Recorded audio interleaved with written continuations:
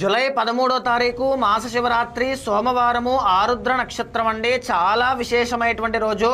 ఎవ్వరు ఈ వీడియో చూస్తున్నా ఖచ్చితంగా 10 మందికి షేర్ చేయండి. ఈ రోజు మళ్ళీ మళ్ళీ రాదు. తప్పనిసరిగా ఎన్ని పనులున్నా సరే దగ్గరలోని శివాలయానికి వెళ్ళి నీళ్ళల్లో మారేడు దళాలు వేసి ఆ నీళ్లతో స్వామికి అభిషేకం తప్పనిసరిగా నిర్వహించండి. దీనివల్ల మీ జాతకంలో ఉండేటువంటి గురు దోషం ఏదైనా ఉంటే పోతుంది. పితృశాపాల నుంచి విముక్తి కలుగుతుంది. ఇంటిల్లపాది అందరికీ కూడా సర్వరక్షణ అంతా కూడా శివానుగ్రహం వల్ల మీకు కలుగుతుంది.